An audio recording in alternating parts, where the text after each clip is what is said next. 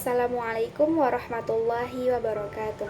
Halo teman-teman, perkenalkan nama saya Anissa Desvita dengan NIM 2214010036. Saya merupakan mahasiswi semester 3 Program Studi Pendidikan Agama Islam Fakultas Tarbiyah dan Keguruan Universitas Islam Negeri Imam Bonjol Padang. Tujuan saya membuat video ini adalah untuk memenuhi tugas ujian akhir semester mata kuliah Metodologi Pendidikan Agama Islam. Pada video kali ini, saya akan membahas mengenai metode-metode pembelajaran yang dapat digunakan pada materi tayamum dalam pembelajaran fikih. Sebelum itu, kita harus mengetahui dulu apa sih itu tayamum. Tayamum secara bahasa adalah menyengaja, secara istilah adalah mengusapkan atau meratakan tanah atau debu yang suci ke wajah dan kedua tangan sampai siku dengan rukun dan syarat tertentu. Tayamum adalah pengganti wudhu dan mandi sebagai rukhsah, keringanan untuk orang-orang yang tidak dapat menggunakan air karena sebab-sebab tertentu. Nah, setelah mengetahui apa itu tayamum, sekarang kita akan membahas apa saja sih metode yang dapat digunakan dalam materi tayamum. Tonton videonya sampai habis ya. Metode pembelajaran yang dapat digunakan dalam materi tayamum adalah yang pertama, metode ceramah. Yang kedua, metode tanya jawab. Yang ketiga, metode demonstrasi. Dan yang keempat, metode resitasi. Metode ceramah. Metode ceramah adalah suatu cara mengajar dengan penyajian bahan pengajaran melalui penerangan dan penuturan lisan oleh guru kepada peserta didik tentang suatu topik materi. Dalam metode ini, peserta didik mendengarkan dengan seksama dan mencatat pokok-pokok materi. Metode ceramah termasuk salah satu metode lama yang masih digunakan hingga sekarang dalam proses pembelajaran. Alasan dipilihnya metode ceramah, yang pertama, agar perhatian peserta didik tetap terarah selama penyajian berlangsung. Yang kedua, penyajian materi pelajaran sistematis, tidak berbelit-belit. Yang ketiga, untuk merangsang peserta didik belajar aktif. Yang keempat, mudah dilaksanakan dan mudah menerangkan bahan pelajaran berjumlah besar. Yang kelima, untuk memberikan motivasi belajar kepada peserta didik. Langkah-langkah metode ceramah. Yang pertama, langkah persiapan. Dalam langkah persiapan ini, ada beberapa hal yang perlu dilakukan oleh guru, yaitu yang pertama, guru memberikan penjelasan terkait tujuan pembelajaran pada peserta didik. Yang kedua, guru menyampaikan pokok materi pembelajaran pada peserta didik. Yang ketiga, guru bisa membuat mini kuis terkait materi yang akan dipelajari. Langkah yang kedua, yaitu langkah penyajian. Yang pertama, mengkondisikan konsentrasi peserta didik. Yang kedua, memberikan pelajaran secara terstruktur dengan bahasa yang mudah dipahami. Yang ketiga, memanfaatkan media pembelajaran yang adaptif. Langkah yang ketiga yaitu langkah penutup. Ada beberapa cara yang perlu dilakukan, yaitu yang pertama, memberikan ulasan singkat terkait materi yang telah disampaikan. Yang kedua, mempersilahkan peserta didik untuk bertanya tentang materi yang belum dipahaminya. Yang ketiga, menyimpulkan materi pembelajaran yang telah diberikan. Dan yang terakhir, memberikan penilaian. Metode yang kedua yang dapat digunakan yaitu metode tanya jawab. Metode tanya jawab adalah suatu cara untuk menyajikan bahan pelajaran dalam bentuk pertanyaan dari guru yang harus dijawab oleh peserta didik atau sebaliknya, pertanyaan dari peserta didik yang harus dijawab oleh guru, baik secara lisan ataupun secara tertulis. Pertanyaan yang diajukan mengenai isi pelajaran yang sedang diajarkan guru atau pertanyaan yang lebih luas, asal pertanyaan itu berkaitan dengan pelajaran atau pengalaman yang dihayati. Tanya jawab dalam pembelajaran merupakan bagian aktivitas untuk mencari tahu tentang penguasaan bahan atau materi ajar pada peserta didik. Alasan dipilihnya metode tanya jawab yaitu yang pertama, untuk menjadikan peserta didik lebih aktif dan lebih cepat mengerti. Yang kedua, untuk menarik dan memusatkan perhatian peserta didik. Yang ketiga, untuk mengetahui perbedaan pendapat antara peserta didik dan pendidik. Langkah-langkah metode tanya jawab. Yang pertama, pertanyaan diajukan kepada semua peserta didik dalam kelas. Yang kedua, memberikan waktu kepada peserta didik untuk berpikir sebelum menunjuk seorang peserta didik untuk menjawab. Yang ketiga, mendistribusikan pertanyaan kepada peserta didik secara merata.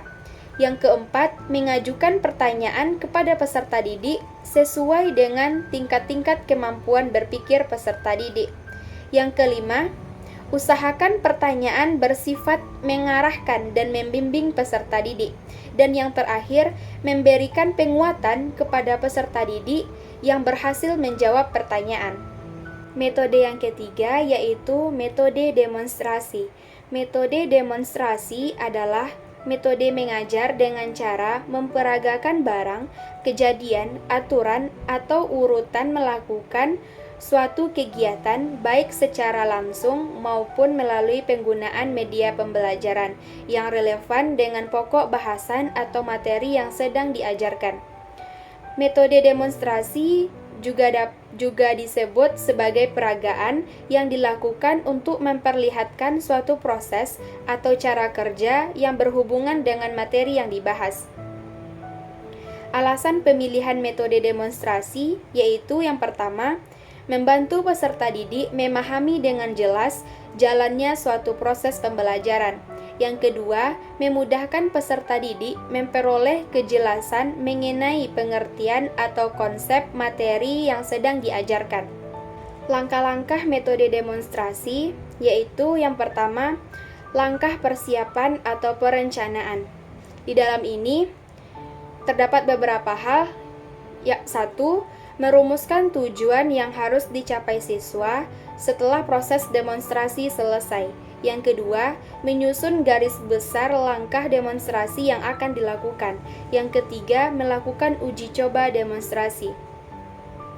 Langkah yang kedua yaitu langkah pelaksanaan.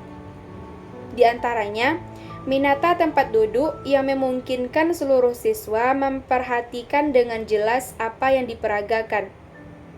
Yang kedua, menyajikan tujuan yang harus dicapai siswa. Yang ketiga, sajikan tugas-tugas yang harus dikerjakan siswa. Yang keempat, mulailah demonstrasi dengan kegiatan yang merangsang siswa berpikir. Yang kelima, ciptakan suasana sejuk dengan menghindari suasana stres. Yang keenam, pastikan seluruh siswa mengikuti jalannya demonstrasi dengan mengamati reaksi seluruh siswa. Yang ketujuh, memberikan kesempatan kepada siswa untuk berpikir aktif lebih sesuai dengan apa yang dilihat dan proses demonstrasi.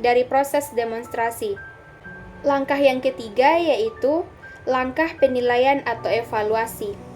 Pada saat demonstrasi dilakukan, maka proses pembelajaran perlu diakhiri dengan pemberian tugas-tugas tertentu yang berkaitan dengan pelaksanaan demonstrasi dan proses pencapaian tujuan pembelajaran. Metode yang keempat adalah metode resitasi. Metode resitasi adalah suatu cara penyajian pelajaran dengan cara guru memberikan tugas kepada siswa. Metode resitasi atau penugasan adalah metode pembelajaran yang menekankan pada pembacaan, pengulangan, pengujian, dan pemeriksaan atas diri sendiri melalui sejumlah tugas yang diberikan oleh guru kepada siswa di luar jam sekolah dalam rentang waktu tertentu. Dan hasilnya dipertanggungjawabkan kepada guru dengan tujuan untuk merangsang siswa aktif belajar baik secara individu maupun kelompok. Alasan dipilihnya metode resitasi adalah yang pertama, untuk menjadikan peserta didik lebih kreatif. Yang kedua, agar materi dapat diingat lebih lama dengan cara mencari hasil jawabannya secara individu. Yang ketiga, memberikan kesempatan kepada peserta didik untuk memupuk perkembangan keberanian mengambil inisiatif, bertanggung jawab, dan berdiri sendiri. Langkah-langkah metode resitasi. Yang pertama, fase pemberian tugas. Tugas yang diberikan kepada siswa hendaknya mempertimbangkan tujuan yang akan dicapai, jenis tugas yang sesuai dengan kemampuan siswa, serta adanya petunjuk yang dapat membantu dan disediakan waktu yang cukup untuk mengerjakan tugas tersebut. Yang kedua, fase pelaksanaan tugas. Dalam fase ini diberikan bimbingan atau pengawasan oleh guru, diberikan dorongan sehingga anak mau melaksanakan, diusahakan atau dikerjakan oleh anak sendiri, mencatat semua hasil yang diperoleh dengan baik dan sistematis. Yang ketiga, fase pertanggungjawaban tugas. Laporan siswa baik lisan atau tertulis dari apa yang telah dikerjakan. Ada tanya jawab dan diskusi, penilaian hasil pekerjaan siswa, baik dengan tes atau non-tes atau cara lainnya. Dari beberapa metode pembelajaran yang dapat digunakan dalam materi tayamum tersebut, kita dapat menentukan tujuan pembelajaran materi tayamum, yaitu di antaranya, yang pertama, peserta didik dapat mengetahui pengertian tayamum. Yang kedua, peserta didik mengetahui syarat dan rukun tayamum serta hal yang membatalkan dan hal yang membolehkan tayamum. Yang ketiga, peserta didik mengetahui apa saja alat-alat yang digunakan untuk tayamum. Dan yang keempat, peserta didik mampu mendemonstrasikan tata cara tayamum yang sesuai dengan ketentuan syariat Islam dalam kehidupan sehari-hari.